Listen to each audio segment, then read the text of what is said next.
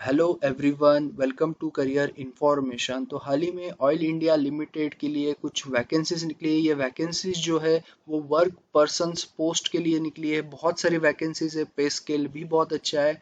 Mostly ITI trade जिनका हुआ है, बहुत अलग अलग ट्रेड्स में वो लोग एलिजिबल है। उसके बाद में इसका जो अप्लाई ऑनलाइन का जो लिंक है वो मैंने डिस्क्रिप्शन में ऑलरेडी आपको दे दिया है। आपको रजिस्टर नाउ पे सिर्फ क्लिक करना है। उससे पहले आपको क्या करना है, उससे पहले आपका जो भी डॉक्यूमेंट्स है सारे रेडी करने हैं 1 MB तक मैक्सिमम। ओके, तो आपको 1 MB के नीचे ही चाहिए पीडीएफ फॉर्मेट में। उसके बाद में फोटोग्राफ और साइन तो हर जगह लगती है, तो 200 KB से कम चाहिए वो। तो ये सारी चीज़ें हैं फॉर्म भरते टाइम आपको लगेगी। बाकी हाउ टू अप्लाई का भी उन्होंने एक लिंक जारी किया है, तो डिस्क्रिप्शन में मैंने वो लिंक प्रोवाइड कर दिया है। ये है वो पीडीएफ कंप्लीट, आपको स्टेप बाय स्टेप उन्होंने यहाँ पे फॉर्म कैसे फिलअप करना है, कैसे अपलोड करना है, वो सारी चीज़ें आपको बताइए। तो फॉर्म फिलअप करने से पहले आपके डॉक्यूमेंट्स रेडी रखो। दूसरी बात आपको ये एक बार आप चेक कर लो, और भरते टाइम आप ये पीडीएफ भी चेक करते रहो। ओके, तो अभी चलते हैं मेन नोटिफिकेशन की तरफ। उसमें मैं आपको बताऊंगा सिलेक्शन क्राइटेरिया क्या है, एजुकेशनल क्वालिफिकेशन क्या है, और कितने सारे पोस्ट के लिए कितनी वैकेंसीज है। ओके, तो पूरा वीडियो अच्छे से देखिए। अगर कोई डाउट है तो कमेंट बॉक्स में आप पूछ सकते हो। तो इससे पहले कि आपको मैं डिटेल में बताऊँ, ये जो एप्लीकेशन है ये इनवाइटेड फॉर द आसाम और अरुणाचल प्रदेश एरिया के लिए है, अलग अलग डिस्ट्रिक्ट के लिए। ओके, तो बहुत सारे पोस्ट के लिए, पोस्ट कोड के लिए वैकेंसीज है। तो फॉर्म फिलअप करते टाइम पोस्ट कोड आपका गलत नहीं होना चाहिए। जो पोस्ट कोड को आप अप्लाई कर रहे हो वो ध्यान से आप नोट करके वहां पे लिखो, क्योंकि वही पोस्ट कोड को आप अप्लाई कर दोगे, क्योंकि ये ध्यान से लिखना। ओके, तो यस, पहला जो वर्क पर्सन्स के लिए पोस्ट कोड है उसमें है इलेक्ट्रिशियन ट्रेड के लिए आपका ट्रेड सर्टिफिकेट चाहिए, 10वीं पास होना चाहिए। और एक बात, आपके पास इलेक्ट्रिकल वर्कमैन्स का परमिट होना चाहिए लाइसेंस बोर्ड से। ओके, जो गवर्नमेंट लाइसेंस बोर्ड से। तो लगभग 38 वैकेंसीज है। यहाँ पे कोई भी एक्सपीरियंस नहीं बताया उन्होंने, और कैटेगरी वाइज भी आपको यहाँ पे पता चल जाएगा। उसके पहले ग्रेड 3 की पोस्ट है ये। पे स्केल आप देख सकते हो, अच्छी खासी पे स्केल है। उसके बाद में ट्रेड सर्टिफिकेट जो सेकंड पोस्ट है एफ, ओके, AF12021 के लिए ट्रेड सर्टिफिकेट फिटर ट्रेड से, वहां पे भी आपका 10th पास भी चाहिए। लगभग 144 पोस्ट है, बहुत अच्छी खासी पोस्ट है।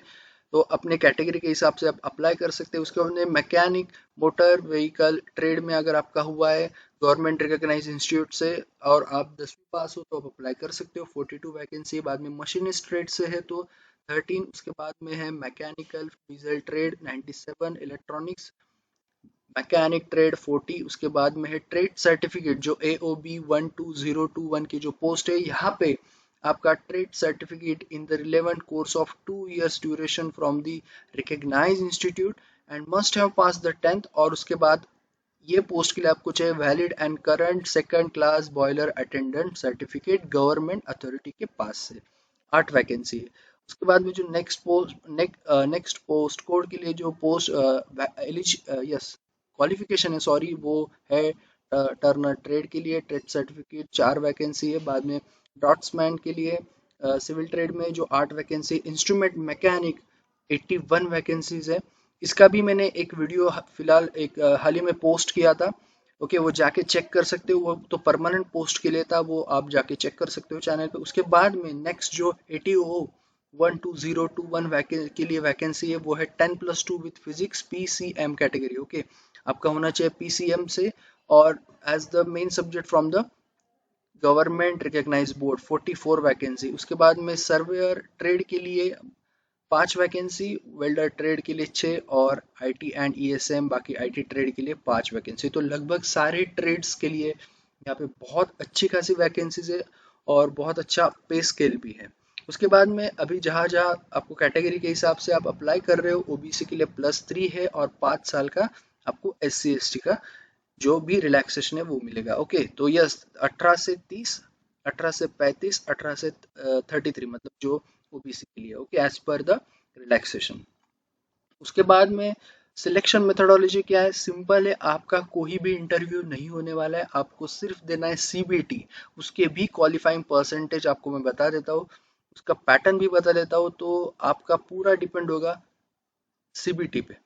ओके, तो सिलेक्शन प्रोसेस कुछ इस प्रकार है, where in the qualifying marks will be 40% for SC ST, 50% others के लिए। ओपन ओबीसी के लिए। ओके, तो जितना भी आपका पेपर होगा वो भी मैं आपको बताता हूँ किस हिसाब से पेपर होगा। तो ये रहा उसका पैटर्न। पैटर्न इस प्रकार है, English language, general knowledge, awareness, question on oil India limited के ऊपर भी क्वेश्चंस पूछे जाएंगे 20%, reasoning, arithmetic, numerical and mental ability 20%। उसके बाद में आप जिस ट्रेड से अप्लाई कर रहे हो उसके जो प्रोफेशनल नॉलेज के बाद आपको टेक्निकल नॉलेज पूछा जाएगा वो होगा 60%। तो टोटल आपका 100% का ही रहेगा पेपर। तो 3 सेक्शन में ये पेपर होने वाला है। ओके, और आपको टोटल जो है आपका 50 मार्क्स के ऊपर चाहिए फॉर क्वालिफाइंग, और 40 मार्क्स से ऊपर चाहिए फॉर SC ST पर्सन के लिए या फिर PWD पर्सन के लिए। ओके, तो इसका जो है मल्टीपल चॉइस क्वेश्चन है। उसके बाद में सबसे इंपॉर्टेंट बात, कोई भी निगेटिव मार्किंग नहीं है। Okay, no negative marking. उसके बाद में है 2 आवर्स का ये एग्जाम होगा, 100 मार्क के लिए 2 आवर्स का एग्जाम होगा। उसके बाद में यस, इन समझो कि फाइनल ऐसा होता है मेरिट लिस्ट में, क्योंकि यहाँ पे निगेटिव मार्किंग नहीं, तो ऐसे होने के चांसेस बहुत ज़्यादा है। अगर किसी कैंडिडेट के मार्क्स सेम हो जाते हैं तो उसका पार्ट सी का मार्क्स कंपेयर किया जाएगा। Okay, then the candidates who obtain more marks in the, okay, अगर पार्ट सी के भी सेम होते हैं तो part B, if the part B is also same then the older in age will consider. Okay, तो इस हिसाब से होगा। वैसे पहला हो सकता है सेम होने के चांसेस, लेकिन सेकंड नहीं हो सकता। ओके, तो आपको क्या करना है, आपका पार्ट से भी अच्छा रखना है ताकि जब भी कोई सेम हो जाए तो आप आगे निकल जाओ। ओके, तो आगे की चीजें है, ये पोस्ट कोड वाइज यहाँ पे बताया कि कैसे कैसे डॉक्यूमेंट्स लगने वाले। तो एक बार ये चेक कर लो, जो मेन मेन है आपके 10th, बाद में आपका ट्रेड सर्टिफिकेट, ये सारे, या जहाँ जहाँ पे लाइसेंस मांगे वहाँ पे वो लाइसेंस, ये सारी चीजें आपको यहाँ पे लगेगी। ओके, और सबसे इम्पोर्टेंट कास्ट सर्टिफिकेट और OBC नॉन क्रिमिलियर, तो ये सारी चीजें आपको लगी। PWD disability certificate.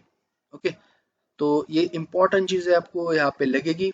Yes, provisionally selected candidates will be appointed as a provisional. जो प्रोविजनली आपका जो टाइम होता है वो होता है 12 मंथ्स का।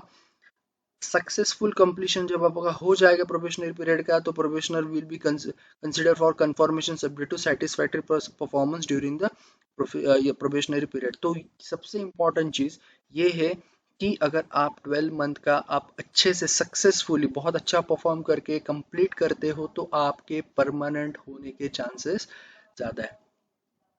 Okay, so in the event of the performance of a probationer being found satisfactory, the probationary period will be extended. तो extend किया जाएगा 6 months beyond the initial probationary जो भी 12 months का पहला था, तो 6 month और होगा extend. If at the end of extended period of the 6 months the performance of the अगर उनका unsatisfactory होता है तो उसको और 6 महीने आपको दिए जाएंगे। Okay, however if after 2 extension the performance is not satisfactory तो उसका कैंसिल हो जाएगा। तो आपको क्या करना है, आपको ये कोशिश करना है कि पहले 12 मंथ में जो आपका प्रोबेशनरी पीरियड रहेगा उसमें अगर आप सेटिस्फाई परफॉर्मेंस देते हो तो आपको जरूरत नहीं है एक्सटेंशन देने की। अगर एक्सटेंशन देते हैं तो आपको वो और देखना चाहते हैं तो 6 महीने की, और उसके बाद भी आपको देते तो और 6 महीने तक होगा, मतलब 1 साल तक एक्सटेंशन हो सकता है। लेकिन उसमें भी आप अगर अनसेटिस्फाइड आपका परफॉर्मेंस रहेगा तो आपको टर्मिनेट किया जाएगा। ओके, तो ये रहा। परमानेंट होने के बहुत अच्छे चांसेस है यहाँ पे, क्योंकि आपको अच्छा परफॉर्म करना है। ओके, ये डिपेंड आप पे ज़्यादा करता है। ओके, तो यस, ये है सारी जनरल इंस्ट्रक्शंस। ऑलरेडी मैंने बहुत सारी चीज़ें आपको, eligibility criteria, selection criteria, permanent post है या नहीं, ये सारी चीज़ें मैंने आपको यहाँ पे क्लियर कर दी है। ओके, अगर आपको आपको कोई डाउट है तो you can ask. Okay, just comment करो। और बाकी यस, यहाँ पे ये चीज़ भी बताई, who are shortlisted for the CBT will be intimated through email SMS। Okay, mayor issue of admit card तब हो जाएगा इफ ड्यू टू, ओके, वो सारी चीज़ें। कोविड भी मैटर करता है, ये भी चीज़ उन्होंने बताई कि कोविड के हिसाब से अगर अगर कुछ और लॉकडाउन वगैरह हुआ तो एग्ज़ाम लेट हो सकती है। बाकी सारी चीज़ें खैर आपको मैंने ऑलरेडी बता दी है। ओके, तो इसका जो PDF का जो लिंक है डिस्क्रिप्शन में अवेलेबल है, अच्छे से पोस्ट कोड लिखो, मेरा तो यही कहना है। ओके, उसके बाद में आपका जो भी कट ऑफ एज और क्वालिफिकेशन है वो 23 मतलब सितंबर तक पकड़ा जाएगा। Okay, how to apply, simple, मैंने पहले स्टार्टिंग में आपको बता दिया है, मैंने डिस्क्रिप्शन में ऑलरेडी लिंक प्रोवाइड कर दी, उन्होंने एक PDF भी जनरेट कर दी है वहाँ पे, ताकि आपको स्टेप बाय स्टेप पता चले। 3 दिन पहले 24 तारीख से फॉर्म ऑलरेडी ओपन है, 23 तारीख तक आपको फिलअप करना है। ओके, उसके बाद में आपको क्या लगने वाला है ऑलरेडी मैंने स्टार्टिंग में बता दिया है, आपको डॉक्यूमेंट्स भी लगने वाले, एप्लीकेशन फ़ी ये चीज़ बाकी थी। एप्लीकेशन फ़ी 200 रुपये है फॉर जो भी ओपन और या फिर ओबीसी के कैंडिडेट्स है, बाकियों के लिए कोई भी फीस नहीं है। ओके सो यस, अप्लाई करो जो भी एलिजिबल है। अगर कोई क्वेरी तो पूछ सकते हो आप कमेंट बॉक्स में। ओके तो बाकी सब्सक्राइब करो चैनल को, ताकि जो भी नए नोटिफिकेशन गवर्नमेंट प्राइवेट सेक्टर के ऑफिशियल आएंगे आपको ये चैनल पे मिल जाएंगे। Okay so thank you all and all the best.